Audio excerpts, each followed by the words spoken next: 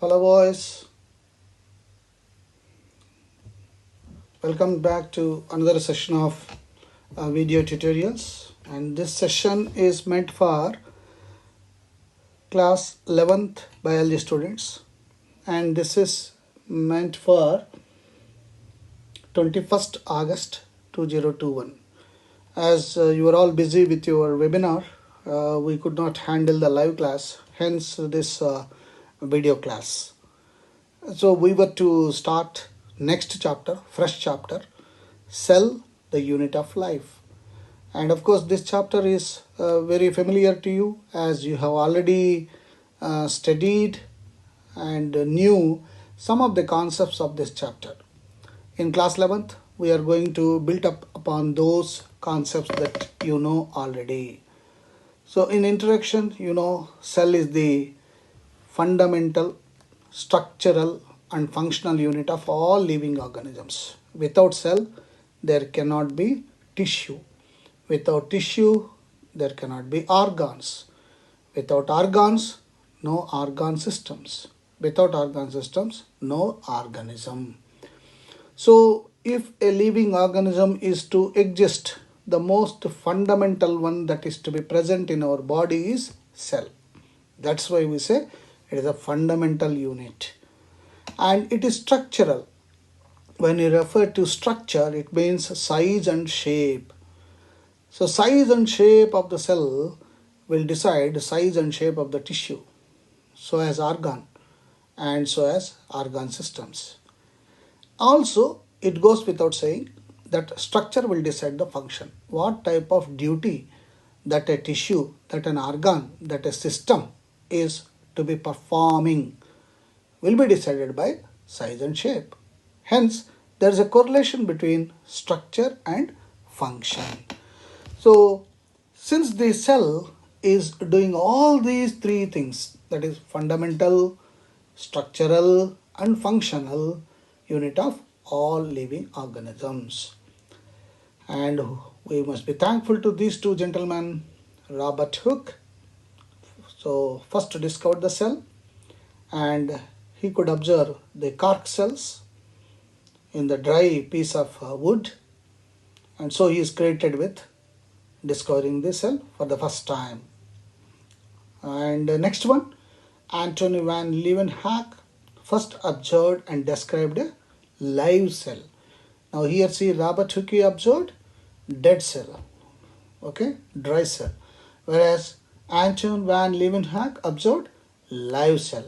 Not only observed, he described. And thanks to the technology, the invention of compound and electron microscopes revealed the structural details of the cells. Whatever we are able to see in our biology lab under the compound microscope, thanks to the technology that is being developed. And we must also give credit to these scientists because during those times there was no much of technology. Hardly they were having hand lens. With that, they could trace all the developments. That's why they must be credited. And two scientists, very famous during their times, Sleeden and Swan, that is M.J. Sleeden and Theodore Swan, they were credited with what is famous today as cell theory. So Sleeden in 1838 observed that plants are composed of cells. And Swan in 1839 reported that cells had a thin outer layer, what we call now plasma membrane or cell membrane. He also found that plant cells have cell wall. Okay, so there's a difference. And he proposed a hypothesis that animals and plants are composed of cells and products of cells. So inside the cells, they had a guessing that cell organelles will be there.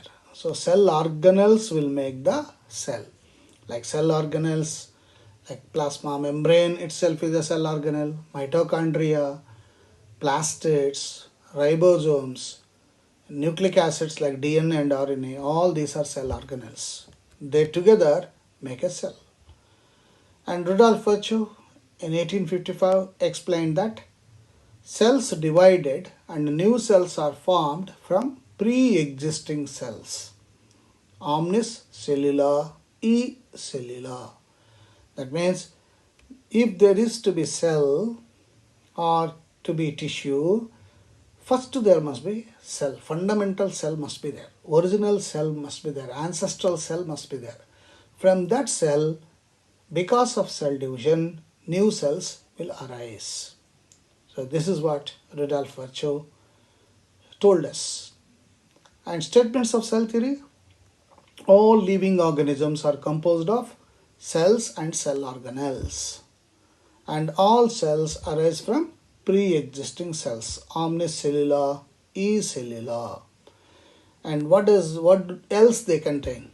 The cell contains cytoplasm. As I said, cyto means cell, plasm means liquid. Liquid that is present inside the cell. So it's a semi-fluid matrix where cellular activities and chemical reactions occur. This keeps the cell in living state. Remember I told you how to differentiate between a living cell and a dead cell. A living cell is having cytoplasm. A dead cell will not have cytoplasm. So presence of life or absence of life will be decided by presence or absence of cytoplasm. To be, in fact, protoplasm. Proto means first, plasm means liquid. First formed liquid, protoplasm. And this is divided into two liquids. One is cytoplasm, another is nucleoplasm. Cytoplasm, liquid present inside the cell. Nucleoplasm, liquid present inside the nucleus. So basically all these, cytoplasm plus nucleoplasm making protoplasm, is a semi-fluid matrix. All the cell organelles will be joined together and lot of chemical reactions take place. And because of these chemical reactions, the cell becomes live. Next, ribosomes. Again, very, very important cell organelles.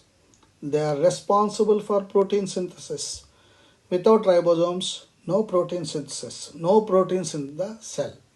And without proteins, there cannot be any growth and development. And where are they present? In two places. Free ribosomes. Some ribosomes will be floating in the cytoplasm.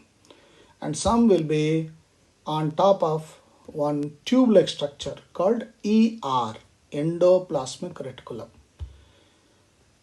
The endoplasmic reticulum will be of two types. One is called RER, rough endoplasmic reticulum. Second one is SER, smooth endoplasmic reticulum. Rough endoplasmic reticulum is a endoplasmic reticulum, tube-like structure on which ribosomes will be present. Because ribosomes are present, their surface becomes rough. Hence RER, rough endoplasmic reticulum. On the other hand, there will be tubes called endoplasmic reticulum which will not have any ribosomes. Those are called smooth endoplasmic reticulum. So overall, ribosomes will be present on endoplasmic reticulum and they are responsible for protein synthesis. And depending upon the size and length, we have got smallest cell. Smallest cell is mycoplasma. How much small it is? Just 0.3 nanometers in length, mycoplasma. Largest isolated single cell, egg of ostrich. You are able to see that in the second photo. Third one, longest cell. It runs into meters, nerve cells. And size of the bacteria, 3 to 5 nanometers, microns. Human RBC, 7 nanometers in diameter. You can see the way all the photos of that. Okay. And based on the functions, shape of the cells may be, as I said just now, disc-like, polygonal, columnar, cuboid, and thread-like, as well as without any shape, irregular. So here you can see the presence of various sizes and shapes. See, look at that. Parenchyma. Okay, you can see both in transverse section as well as longitudinal section. Collenchyma, you can see the size and the shape. And sclerenchyma, see the thickness. And also you can see varieties of shapes and sizes. So basically, based on the presence of nucleus or no nucleus, cells are of two types: prokaryotic cells and eukaryotic cell. Here again Latin word, karyon means nucleus. Prokaryotic, nucleus is very primitive. Pro means primitive. It doesn't appear like a full-fledged nucleus. Nuclear material will be there, but there won't be nuclear membrane. So nucleus is not very prominent. It's conspicuous. Whereas U means very clear.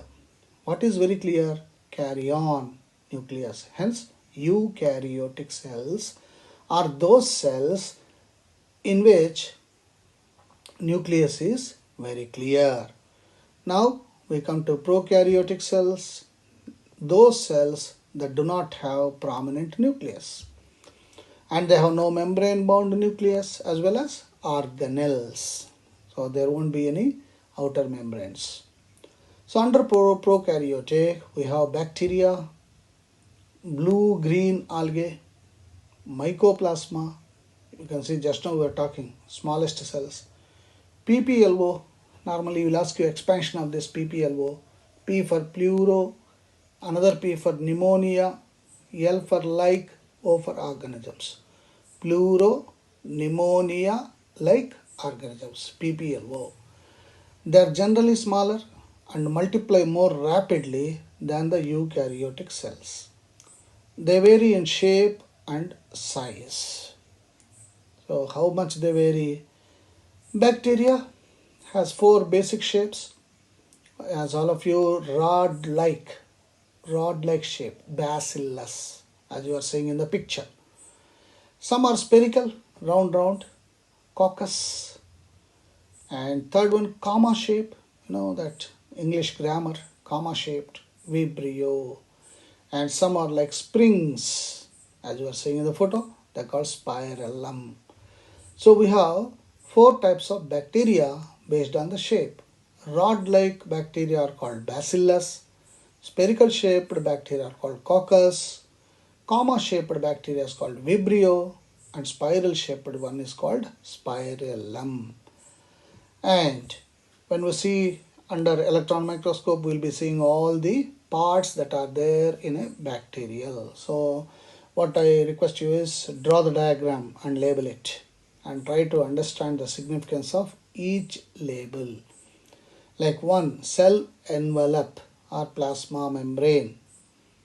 Okay, that goes without saying again. It gives protection. You can see plasma membrane surrounding the external site of the bacteria. Second, mesosome and chromatophores, presence of mesosomes.